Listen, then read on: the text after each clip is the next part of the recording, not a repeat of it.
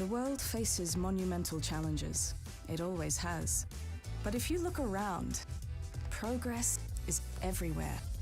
People are coming together, imagining a better future, working to turn ideas into positive impact. Sometimes they stumble, other times they fail. But through each misstep, mishap, and mistake, there's progress, not only for the chosen few, but for everyone. Progress is making clean energy accessible. Progress makes landfill useful. Progress empowers Indigenous success, advances healthcare, protects the vulnerable, improves quality of life for dementia patients. Progress expands access to education. We've made incredible progress, but there is more to be achieved. Our sights remain forward. Progress for all.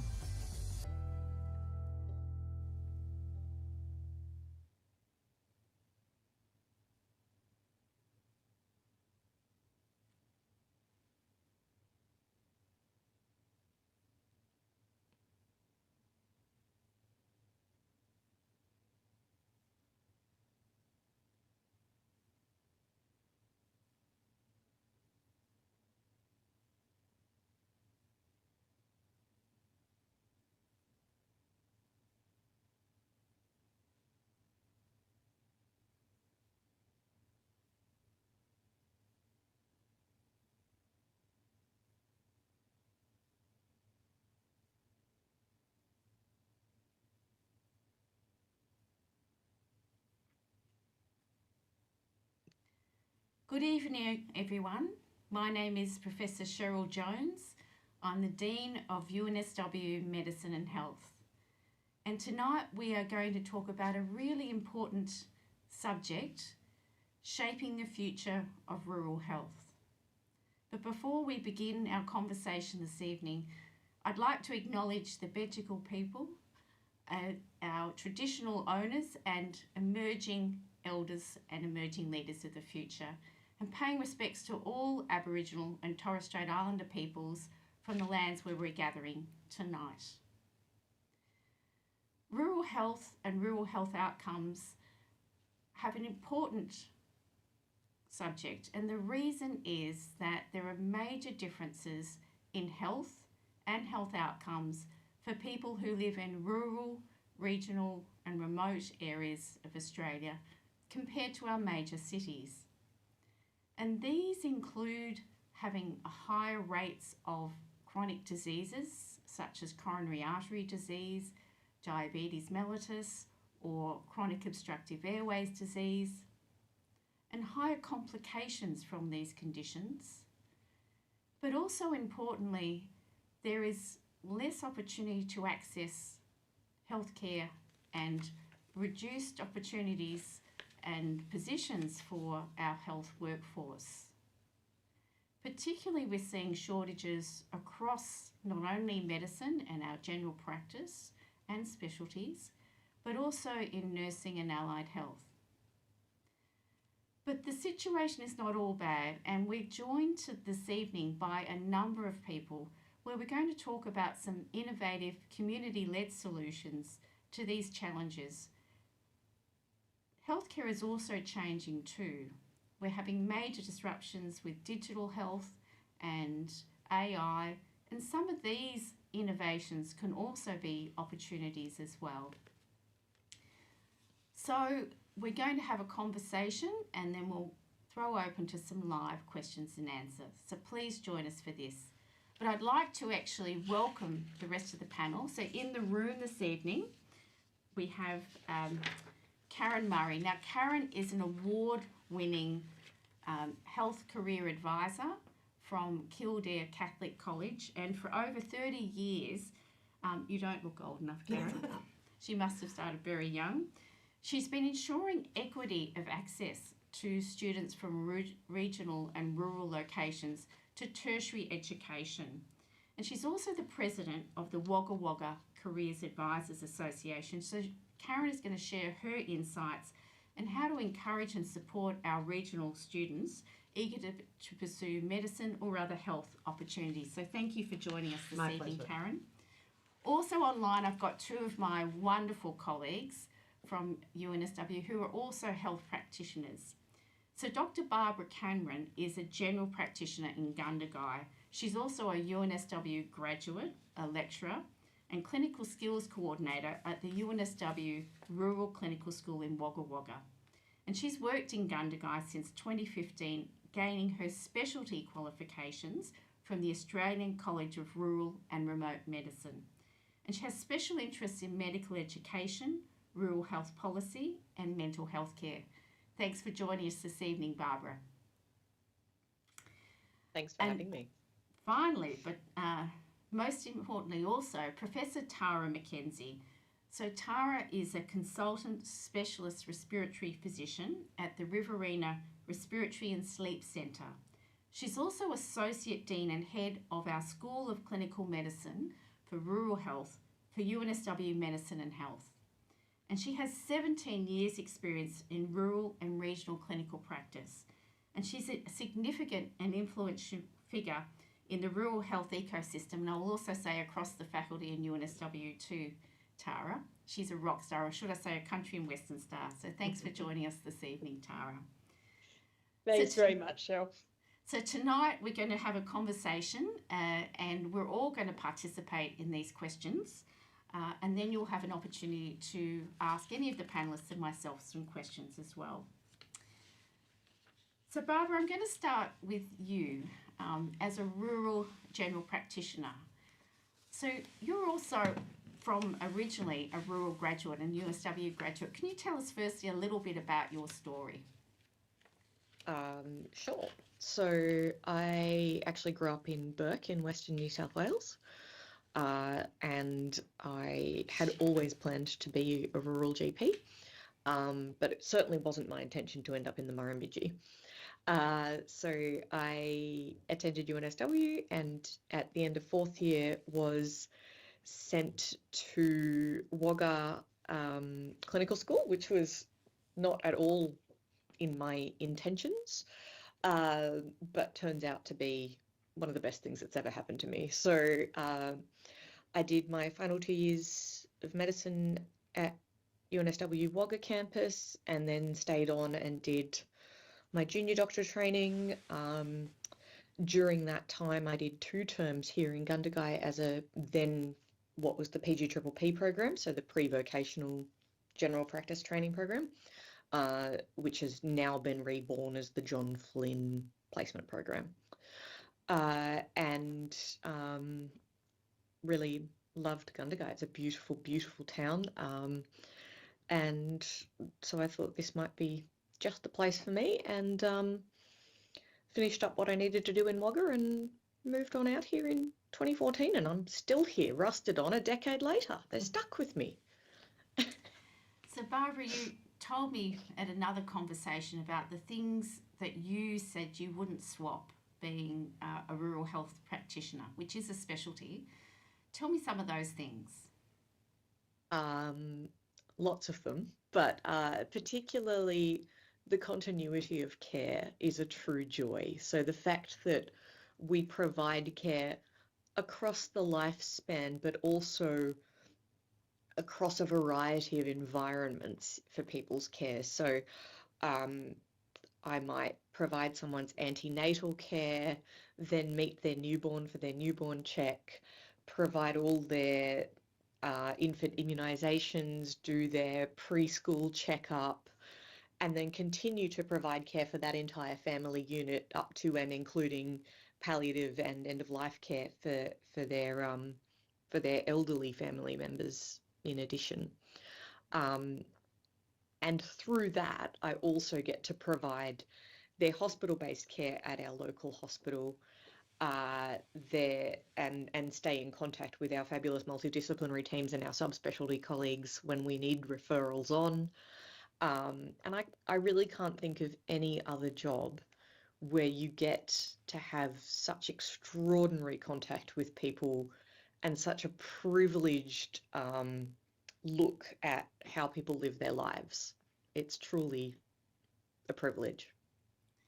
So Barbara, we've talked before also, there are challenges in becoming a general practitioner, which is a specialist, and also about having a career there. We've seen a federal government report, about shortages in the workforce, ageing workforce, people leaving. But tell me, I'm interested in what do you see as some solutions to, if you had the chance or the power, what would be some solutions, to the pipeline to general practice, particularly in rural regional areas, and anything perhaps that you've done in the community? So I think some of those things we're already working on. So I think I have benefited enormously from being in that rural training pipeline, from being taught by amazing professors like Tara in Wagga, being supported through our fledgling career years and our junior doctor training, and helped to get the terms that we wanted and needed to further our skill set enough to feel confident coming out to a place like Gundagai and providing care. Things I would change, I think the single employer model has been an amazing change, but at the moment doesn't provide ongoing care past fellowship for trainees. So I'd like to see us kind of lean into providing some ongoing job security and supports for those of us post fellowship. And I know the Department of Health, both New South Wales and federally, are working on those ideas. And there's an awful lot of stakeholders involved. I guess if I had a magic wand, the big thing I'd change would be how we fund general practice, and looking at the ways Medicare maybe needs to change with the times. So, also as a general practitioner, you really have a pulse on the health of the community. What are some of the challenges in health that you see in your community in Gundagai? The socioeconomic determinants of health really can't be overstated. The ongoing effects of intergenerational trauma and the cycle of poor health resulting from a lack of access to information and capacity to get safe supply of good food, job security, education, employment, all those housing, those things that seem like they're just words we throw around in medical school, but are actually vital. You can't function in a society if you've not got safe housing and access to food and a safe environment to go home to. And I think we can't understate those socioeconomic determinants and intergenerational trauma cycles as incredibly important in providing people with good care for the rest of their lives. So, Barbara, just one last question for you before I throw and see if Karen's got any questions for you. Tell me then, I know, that you practice holistically with your care. You're part of a multidisciplinary team, because health is about teamwork with many different health professionals, and reaching outside health as well into schools and broadly in our community. Tell me some of the ways that you have participated in holistic care and team-based care in your community, because I know you've done some pretty amazing things in Gundagai. So just in the last couple of weeks, we've done a completely new trial under Tara's fabulous leadership of an outreach multidisciplinary clinic that's entirely student-led. So that was run by a team of medical and allied health students with the academics in each of their fields coming out to our clinic and seeing a group of patients that we had referred for multidisciplinary care specifically.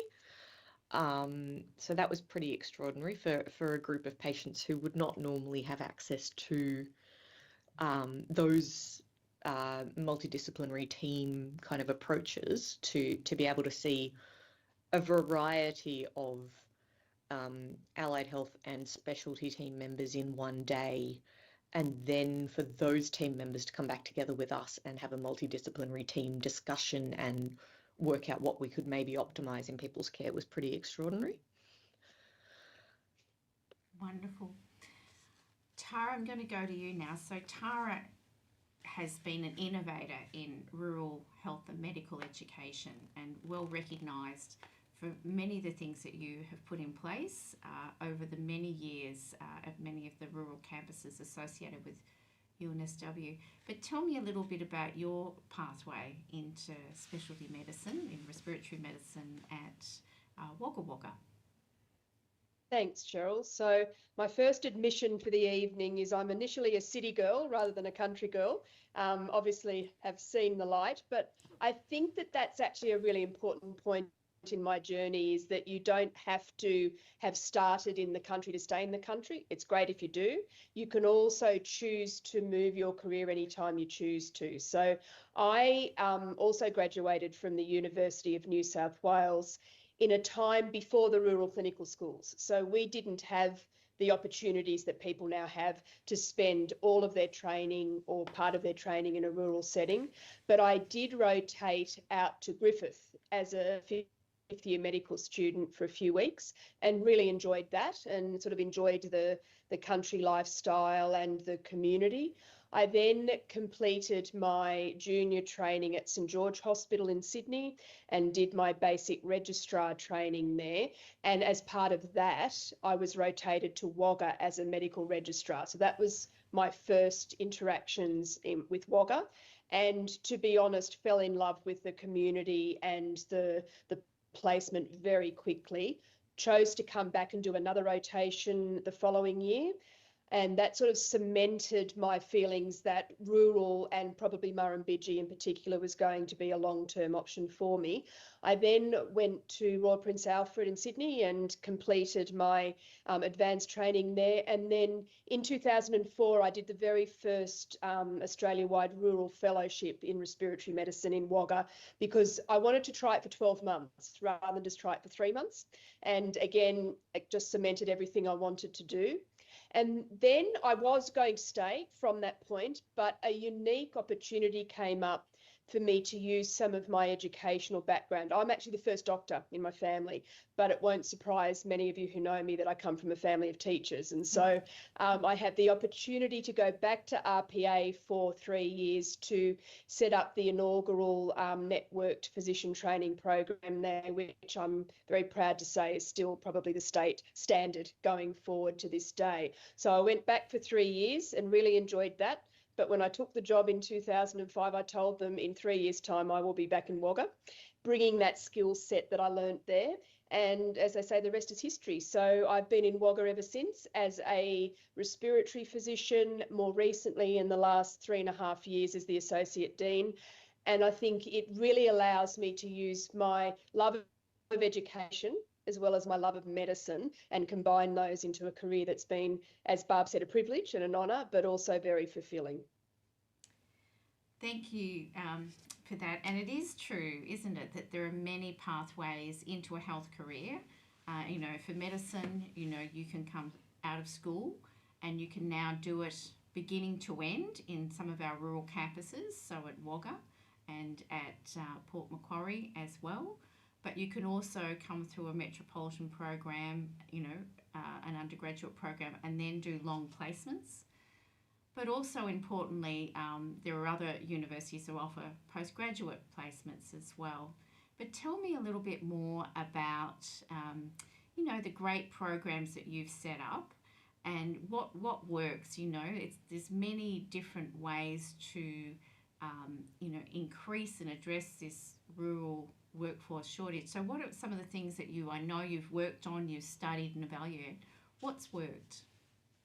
So I think one thing that I could highlight, and while it was something that I helped to develop, I should absolutely acknowledge the amazing team across all of my rural campuses who helped me with this, because without them, there's no way this would happen. But that would be our high school program. So it was very clear to me when I started in this role 3.5 years ago in Wagga, which was the first year in Wagga that students could do end-to-end training, that it was really important for our local high school students, and local, I don't just mean Wagga, I mean the whole surrounding regions, to know that they could actually study medicine in a place like University of New South Wales from end to end, all in Wagga and surrounding towns if they chose to do so, and didn't have to do any of that in Sydney. And so we developed what I like to call a choose your own adventure model, because every school is different. I may, some of my larger schools in Wagga that, of course, Karen is extremely familiar with, may have students each year who are interested in medicine. And I might have students in one of my tiny towns of Hay that might only have a student every 5 or 6 years who's interested in doing medicine. And so I wanted to come up with a program that would work for both of those settings. And through collaboration with Karen and her team of careers advisors, as well as my colleagues in Wagga and in other campuses, we've developed a choose your own adventure, where essentially the careers advisors and principals each year choose what works for them and their individual site. And it ranges from me going out and speaking to the students and small groups of students about the program. Even more powerful is when I take back a graduate of one of those local high schools who's now one of my medical students, or even better, one of my graduated doctors. They speak even more volumes than I do. We've developed, we know that we need to pick up these students when they're in year 9 and 10, not just in year 11 and 12. And so we've developed a skills session where the science teachers are given little prizes that they can give to students in year 9 and 10. And the magic ticket, so to speak, is to come to our campus in Wagga with my skills coordinators, and they do an evening with their parents of learning a whole range of different skills, like how to take a blood pressure, how to use a stethoscope, how to use an EpiPen. And it's for the students, but it's also for the parents. And I think you see it on their faces that they think, actually, my child can do this. And they might come from first to university, let alone first into medicine, but they can do this. And so we provide that support. We provide ongoing mentorship for these students from year 9 onwards.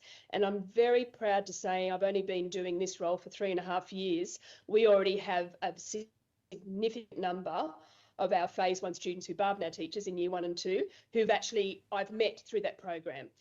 So that's just one example of a community-led, community-based, simple, not rocket science program that is really showing dividends. It's been presented nationally, and I know that there's other universities around the country that are modelling some aspects of their high school program on what we've been doing locally. That's amazing, Tara, and I know Karen is going to look forward to talking about that. Did you want to ask a question? I just wanted to, publicly acknowledge the work that Tara has done with our local high schools and the regional high schools as well. Yes. I'm a strong believer, and Tara's already touched on this, that you really need to see to be, and being able to bring those students that are first year, second year, or even graduated working doctors back with you to those small towns, you can't put a price on that, particularly for first in family. And it is so important that they can see that someone from my small town that only has 300 people in it, I can do this. It's been done before, and with the right support, it may happen for me as well. You can't underestimate how important that is. And it's, again, many models, isn't it? And I think that not everyone goes through a pathway, and it's not also just we're talking about becoming a doctor, becoming a physician. There's also health offerings both at UNSW, but also, other universities that can be other important pathways, because it is a health team as well. But Tara, I wanted to come back to you. So the other evening we were having a conversation, an end of the day commuting home phone call, and you took my call and then said you'd just been on call and you had 50 new admissions you had to go and see. So tell me about being a respiratory specialist, in a rural regional area, both the challenges, but also the exciting part. So I think the first thing I would say is that to me, the exciting parts and the positives far outweigh the challenges. The challenges will always be time constraints in terms of my time, in terms of waiting lists for patients to access the specialty care. But really, to me, they're the key challenges. The absolute benefits are, it's a bit selfish, but you truly get to see the difference you make every day on a daily basis. And that is something that is, for any of us who are clinicians, is a big part of what we do and why we do it. And to have the absolute honour of looking after patients, you see them at their best, you see them at their worst, and you can be there and be part of their local community in helping them. And I've just been so lucky. I've now got patients I've looked after continuously for 17, 18 years, and I will never underestimate the amazing relationship I have with my patients and the ability to say, I've actually made a difference today. I would challenge all of us with whatever job we do. If we can say at least once every day, we can actually see the difference that we've made. That's actually, to me, amazingly rewarding. And if I can use one example, and I use this with the patient's complete permission because he's given me this, he's one of my long-standing patients, Bob, who is 93. He comes from Cootamundra, which for some of our listeners is a smaller rural town in our region. And when I met Bob about 5 or 6 years ago, he came to me because he was short of breath. But the reason that he was concerned is he couldn't ride his horse anymore. And that's why he wanted to come and see me at the age of what he was, 87 or so at the time. Bob is actually the world's oldest rodeo rider and is still riding in rodeos to this day, has had the Cootamundra area named after him in his honour. He's had awards from the Prime Minister, and I get to look after somebody amazing like that and build relationships. And it's just, they're very special people, our rural and regional people. They're very grateful for anything that you can do. They are a joy to look after. And even when you can't fix things, so to speak, you still have that amazing relationship, and I would not swap it for anything. Wonderful. I'm going to come back to you both about some innovations in digital health, but I'd now like to have a chat with my new best friend in the room, Karen Murray. So Karen, you have been counselling and supporting students, for many years about health pathways, and you've seen programs change. Tell me some thoughts about, the really critical things we as universities need to know, and also, to the students who may be online as well. Absolutely. So I'm at a Catholic high school in Wagga. We have about 1,000 students, but we also are a boarding school as well. So we have not only students from Wagga, but the rural areas as well. There are lots every year with all the schools in Wagga and the surrounding districts. There are lots of students that might have a bit of a thought that medicine might be something that they're interested in, but if they haven't had some recent role models go through their schools, then sometimes that seems unachievable. And the program, like Tara is so incredibly generous with her time, with the local careers advisors, taking on board our suggestions, comes to our meetings, even though she's got an incredibly busy schedule. And we really appreciate that because lots of really good initiatives have come from that. And it's also a really good point of contact for us. So we know that we've got Tara's number. We can contact Tara at any time, and it's certainly appreciated from our professional sort of standpoint.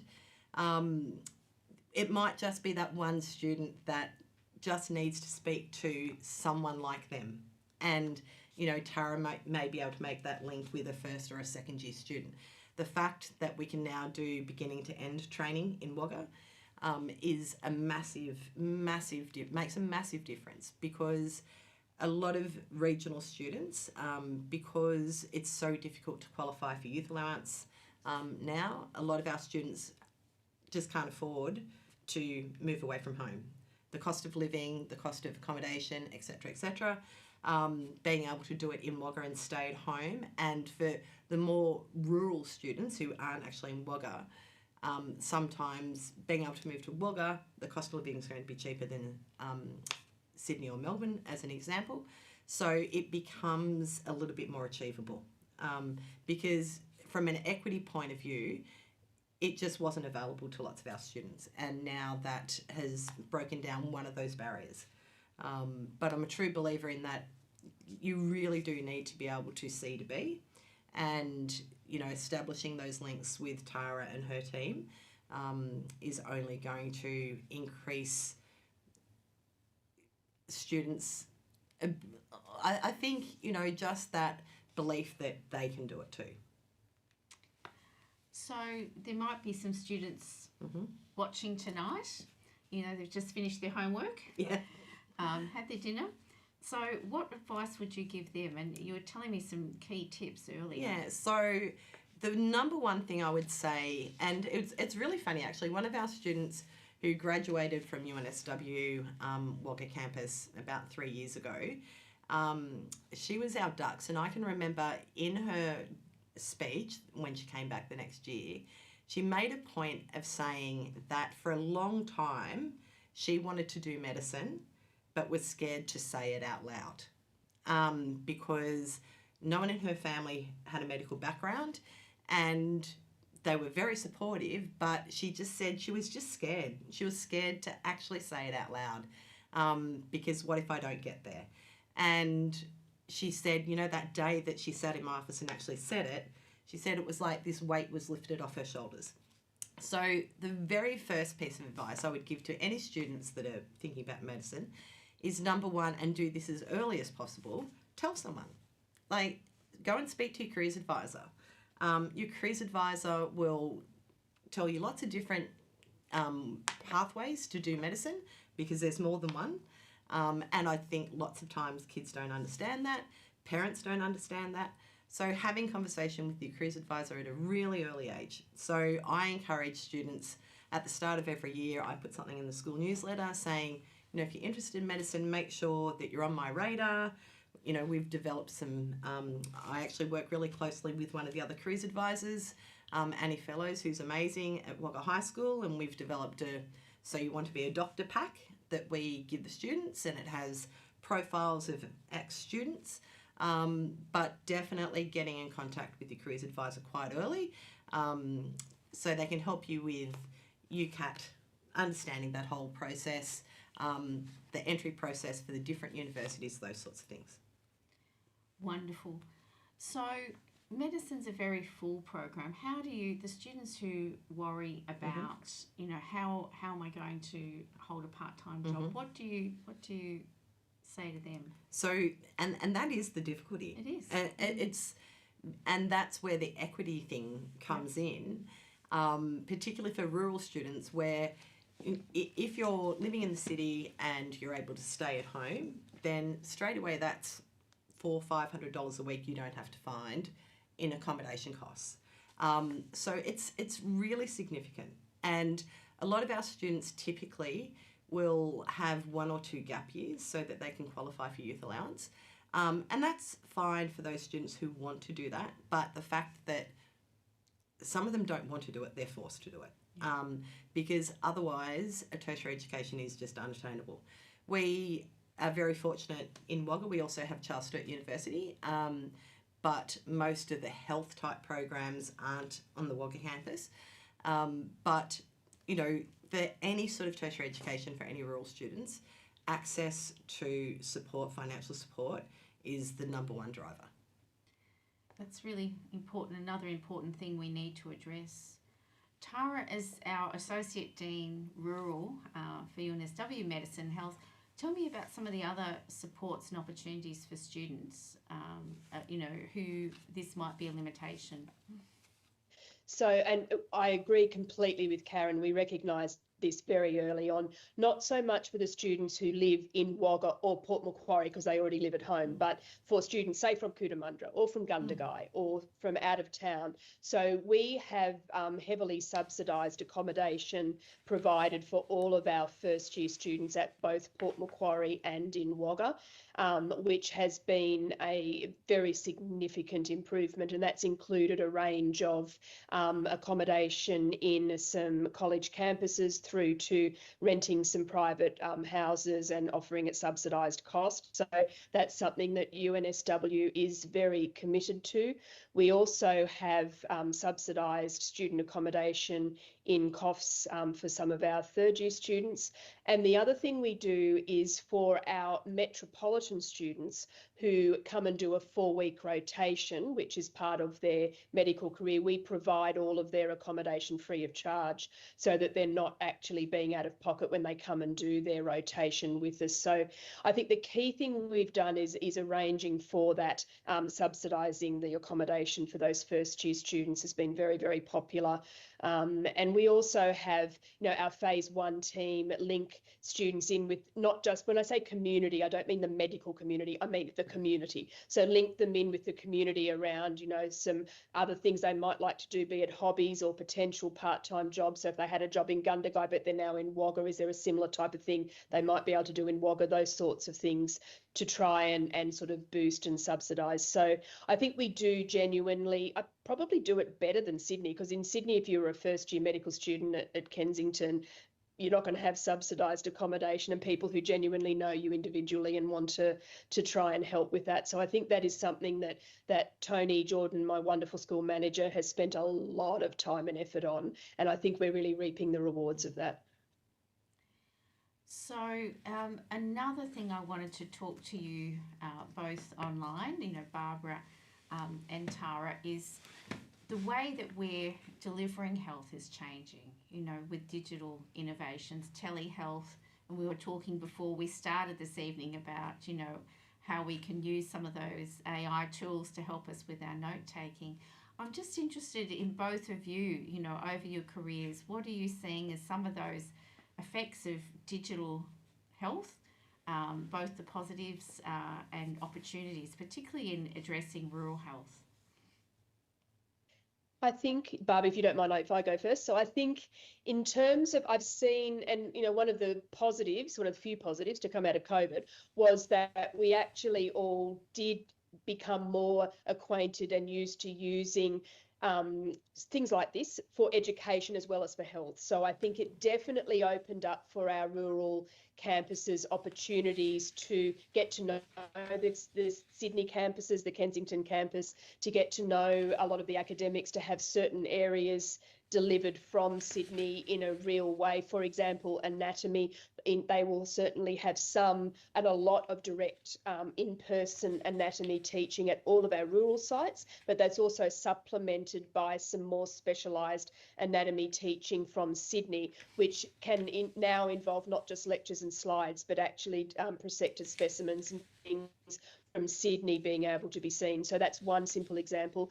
And I think with telehealth, for me, the big area it's helped is if I've got some of my very sick patients who are very breathless, who are on oxygen, and to put them in a car. I have some patients who will drive 5 hours each way for their appointments and not complain. And I don't want to put very sick patients in a car for 5 hours. By actually doing appropriate telehealth consultations where the patient goes in, so if they were in Gundagai, say they go into Barb's clinic, they would sit with Barb in the room or Barb's nurse in the room and have that consultation with me that way. So it's not just on a phone at home, but actually with the GP and linking in. I've found that has been something that clinically has been really helpful in the last few years as an advance in that area. Thanks, Tara. What are your thoughts, Barb? Yeah, I'd have to echo. Telehealth has been pretty astounding as a tool to suddenly have at our fingertips. The ability to pick up FaceTime and talk to Prof. Mackenzie with the patient standing next to me is pretty extraordinary, and we're pretty lucky to have that. I guess one of the other things that's been really helpful is all going onto the same medical record system between different hospital sites. So the fact that I can now log in from Gundagai Hospital and see what Prof Mackenzie said in her last consult with the patient when they were in Wagga Base, so that we get that continuity, that it's not coming back in piecemeal kind of fashion via 3 handovers between patient transport and 3 nurses and the patient filling in the extra bits, is really pretty helpful. While electronic medical records have their downfalls, they've certainly got their benefits in terms of giving us that ability to see each other's notes directly and in real time. And there've been times when I've sent a patient over to Wagga and read what's been written in the notes and actually picked up the phone to the consultant and said, oh, that actually is a misinterpretation. You know, when I listened to the chest, it sounded like X, or whatever thing that needed clarifying, which is pretty profoundly important to patient care and has really changed how we do things. So Wonderful. Karen, do you have any questions for Tara or Barbara? So Barbara, when you were talking about the clinic that Tara had organised with the other students from UNSW, more allied health as well as specialists, it just sort of popped into my mind when you were talking about that again, I understand how busy they are, but would there be an opportunity for one or two interested students who normally would never get that opportunity to have a chat to those allied health students and those medical students at the end of the day for 20 minutes, you know, rather than, again, it's that equity thing about, you know, kids in Gundagai may not normally get those sort of opportunities. So while they're there, taking advantage of that sort of situation. Yeah, I certainly think that's something we could look at in future planning. We actually had a dinner with the whole team, like all the GPs here and the visiting team that evening, and used it as a CPD opportunity. So we could maybe look at having some local students join us for the evening and chat to us all. Might be a great opportunity. It's a good idea. Another innovation I wanted to talk to you about, which I know you're very well set up at many of the rural campuses, Tara, is about simulation and really how that's changed health and medical education. You know, the days where it was the see one, do one, teach one, and as a paediatrician, you know, that was always pretty tricky. So tell us, you know, we all have those memories of those first, you know, events and things we had to do. So tell us, you know, both Tara and then even, you know, Barbara, what you've seen, some of the incredible simulation tools you have set up and how that's changed health and medical education. So thanks, Cheryl. I think I can honestly say that I think UNSW rurally has been leading the way with some of our simulation labs. And if I can use Wagga as an example, I could use any of my campuses here. It's not just the equipment. I mean, the equipment is one thing, and the equipment, talking about AI, never ceases to amaze me about what these things can do these days. But more importantly, it's the people. It's the skills coordinators that I have, the academics whose job it is to help in that area are just phenomenal. And I can honestly say that there are programs that have been run in Wagga and Port Macquarie that are now actually being adapted and taken back to Kensington. So rather than city teaching the country how to do things, it's been the other way around. And for example, our independent learning projects. So for those who are listening, that's the year that our students do in year 4, where they spend most of the year doing a research project into something they're interested in. For the first time in the history of UNSW, we've had students in Wagga doing that ILP in simulation training, and they are now teaching our junior students as senior students how to do some of these simple simulation things. So I think it's an area that obviously is a big part of the future of medicine. And again, local adaptations, local community input.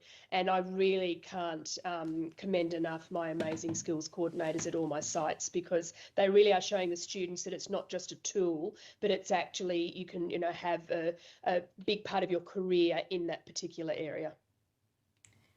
And we talked about, you mentioned the rural campuses and your rural colleagues who are multidisciplinary, many different professions leading this. And there's been so many other things that the rural campuses lead, medicine and health. So tell me a few of those other things too, just so people think that the state of the art people, I can tell you, not only my colleagues online here, but they're often at our rural campuses. So there's world leaders there. So tell me a few more examples, Tara. Where to start? So we've certainly had leading in terms of developing training pathways in other specialty areas. So paediatrics, for example, anaesthetics is another one. Our campuses have been involved through the hubs in helping to deliver those. The single employer model, as we've already talked about, came out of a collaboration between the LHD and the UNSW hub. It's another example.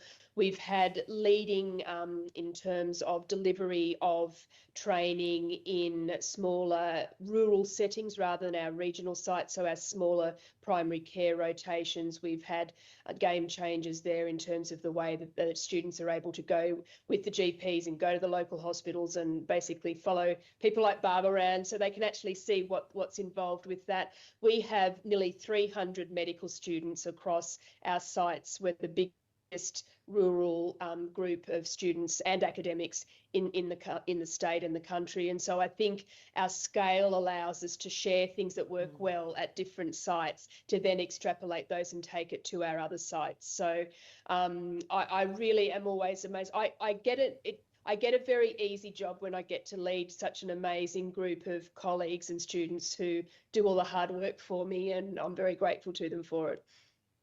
Wonderful. And we're moving very shortly to our question and answer through Slido. But before we do, I just have one last, and I'm sneaking this in. So as the new UNSW Dean of Medicine and Health, and bearing in mind that UNSW is a university that has strengths, across business, across engineering, across science, arts and design, as well as medicine and health, what can UNSW do for your rural and regional communities, not just for medicine and health, but what are some other things, with our lifelong learning opportunities, do you think we could assist as well? Cheryl, I think the key thing to me is developing local connections with the Gateway program that we have, which is because all of our rural and regional schools, well, virtually all of them, are Gateway schools. And so that allows students to have early access and directed pathways and mentorship into engineering, into education, into some of these non-medical areas. And we ran the first rural Gateway program in Wagga last year, and Karen will know we had 98 school students from year 9 to year 12, all the way out from Hay, all the way from Wagga, from Albury, bussed in. Barb got the local paramedics to find us a car wreck, and the paramedics and, played in the car with neck braces with the students, etc.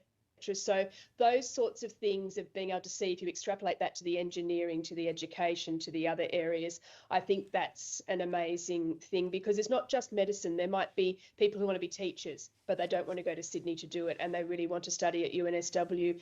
Let them be able to do that course in Wagga. So I think, or regionally. So I think going forward, expanding so that it's not just Faculty of Health and Medicine, but it's also Faculty of Education, Faculty of Engineering. I really can see the scope of that, but doing it, engaging the local communities so that it's actually a rural partnership. I think that's the critical part of it. Can I jump in there? Please do. So UNSW Education now is in Wagga as well. Yeah. So that's, a new development as well. And I think, and correct me if I'm wrong, Tara, but I think what's going to be happening when the new site is complete that the education faculty will be using some of your facilities there as well, I think. So, you know, that's that been is definitely a that step is in the right direction. And again, we gave them all the connections back to our high school program. So it's an example of something we developed for medicine. We could use the contacts to then allow them to help it with education. Yeah.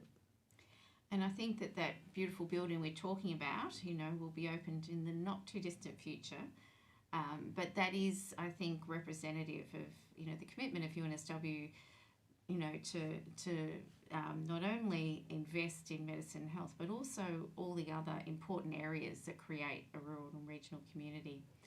So I'll invite all of our listeners tonight to send in some questions through Slido. But while we're waiting, I haven't seen, so I'm just going to ask another question, which is one of the very key things in medicine and health is the important partnerships we have not only with our local health districts, you know, Murrumbidgee Local Health District, our community general practitioners, but also our other community health practices. It might be in allied health or in residential aged care and schools. Tell me, and I'm going to ask all three of you, as strong women who have, you know, work and contribute to rural and regional communities, what is it about, you know, those important partnerships in regional rural areas, do you think? What's the key? I can go first if you want. Please do. I think it's really important. Like, regional communities are quite unique. Rural communities are different again. Yeah. And I think that often people confuse, they bundle them all into one group, and they're very different. Yeah. I've had the good fortune of living in a rural setting as well as a regional setting, currently in Wagga, which is classified as regional, but was in Druidry for a long time, and that was back in the day when MPSs were first being rolled out, and I was quite involved in that, because if the community wasn't involved in that, we didn't have healthcare. So, you know, often you'll find that rural communities will definitely get behind because they need to, because if they don't, then they end up with nothing. So I think, you know, tapping into those communities and working out what they can contribute, and asking what they need and what they want sometimes are two very different things, but definitely getting the opinions of the people who live in those communities. And I think it's really important, and I don't think this happens enough, to make a distinction between regional and rural, because someone who lives in Wagga, who has access to lots of services, is very different to someone who lives in Tuliba, for example, where, you know, you don't have those services available. So, you know, the advent of telehealth and those sorts of things really affect those sort of communities. Tara or Barbara? Yeah, I agree. And I think one of the key things that's helped us regionally in Wagga is actually formalising and developing links with our local councils. So, for example, in Wagga, the Wagga City Council provides scholarships every year for our first year students to help them with their, you know, costs of living. For example, we have a welcome morning tea for all of our new medical students every year with the mayor and the councillors. The mayor and some of our other councillors are actually interviewers for our students who might be entering medicine and have been trained to do the interviewing for that. So for me, the key thing is asking the community. And if I spoke to a Sydney colleague and mentioned community, I would suggest that they'd mostly talk about a medical community, be it allied health, nursing, medical. When we say community, we actually mean community. And so I think that engaging the key stakeholders outside the health precinct, for want of a better word, I think is actually a key thing that's been successful for us. So we've got some questions coming in, and I'm going to throw the first of these to you, Barbara, but Tara may also want to answer. And it's from Steve Flecknoe-Brown, who said, what about that horror old chestnut that we hear about rural medical practice? Do patients really come up to you in the supermarket to get a free consultation? Or does the community, of which doctors are a key part, respect your privacy? In other words, do you get time off?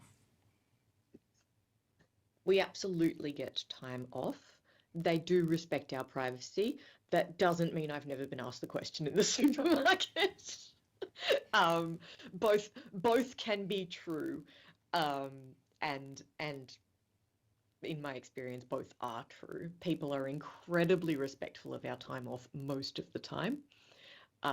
They have their moments, and mostly those moments come from being frightened for themselves or for their family members and looking for reassurance in a time of fear. I also think that that isn't necessarily something that just happens to medical practitioners too. I think that's a rural and regional thing, because they see you as part of the community. So like, I go to the supermarket and, you know, parents stop me all the time to ask about career stuff because I'm visible.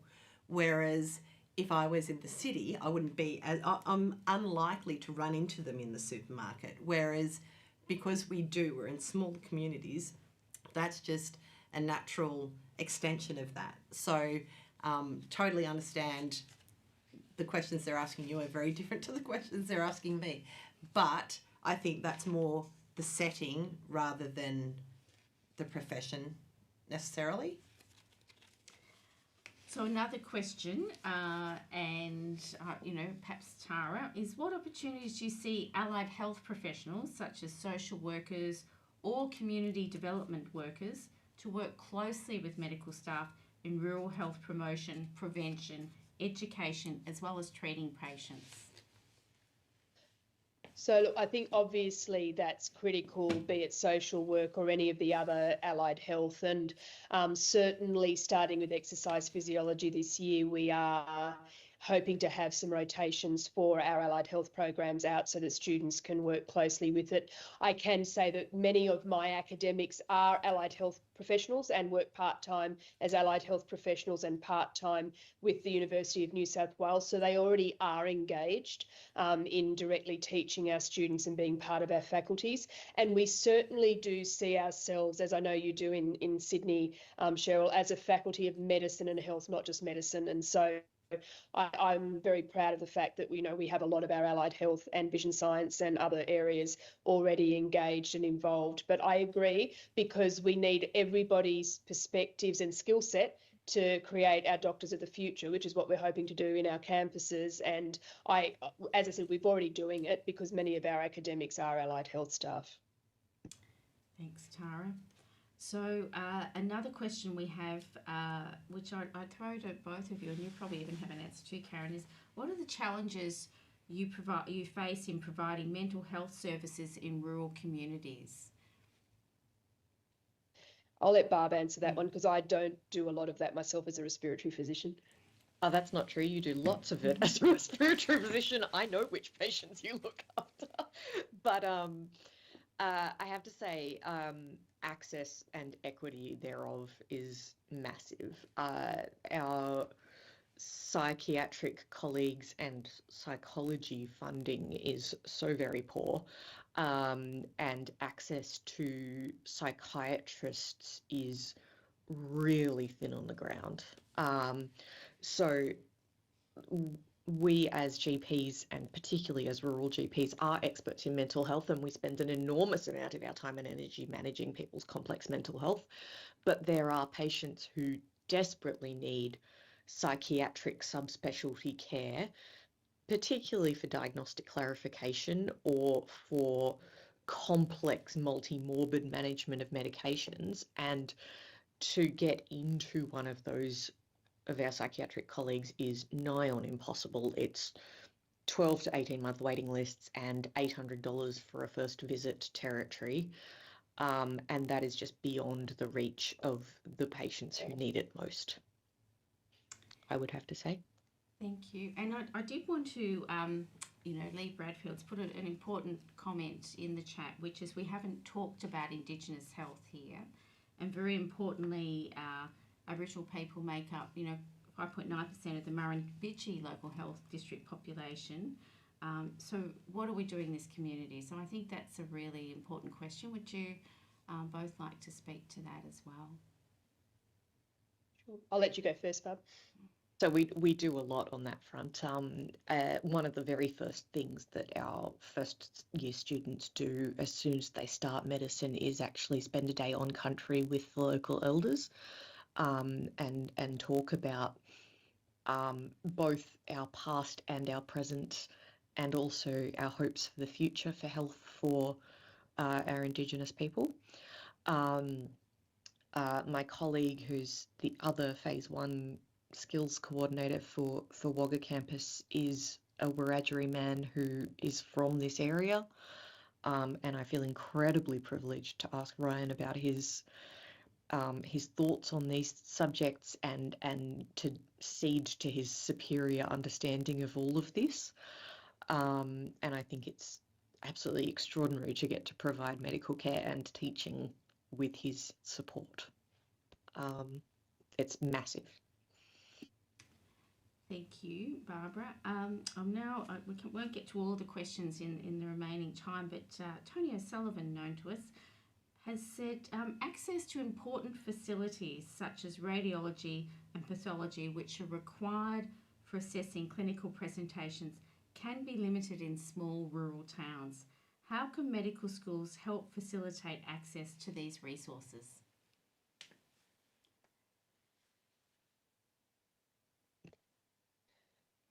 It's a tricky one. I think radiology is a little bit different because of the cost of the equipment is probably going to be just as limiting as the availability of the practitioners, compared to pathology, where I think very much it's the availability of the practitioners. So I think it comes back to that idea of it's a faculty of medicine and health, and looking at ways that we can support, you know, the pathology side of things is probably something that we can look at. We're pretty lucky in the LHD in that we do have links all of our smaller sites back to Wagga, but I do agree that it is there are certain sites, and Barb knows this better than anybody, where you can't get blood tests every day. You certainly can't get chest x-rays every day, and you can't get CTs at all. So it is a limiting factor, but then you have amazing clinicians who often don't need all those tests before they make their diagnosis, I will say too.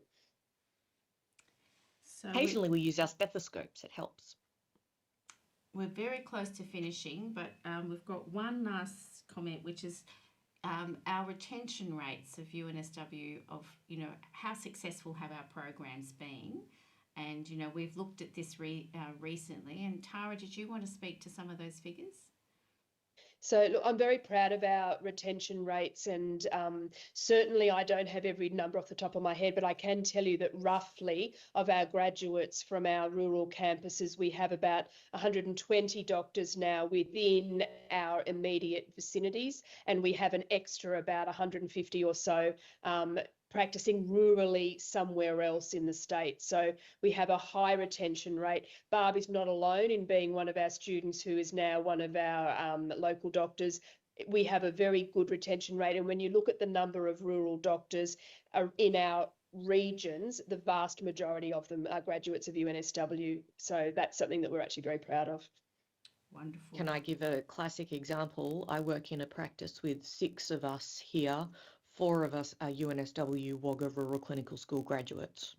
Wonderful. Thank you. That tells an important story, and I'm conscious we're close to needing to wrap up. We have some last questions, importantly about socioeconomic factors such as poverty and unemployment affecting health outcomes. I know, Barb, you spoke to that earlier. But what interventions have been successful in mitigating these effects in your area?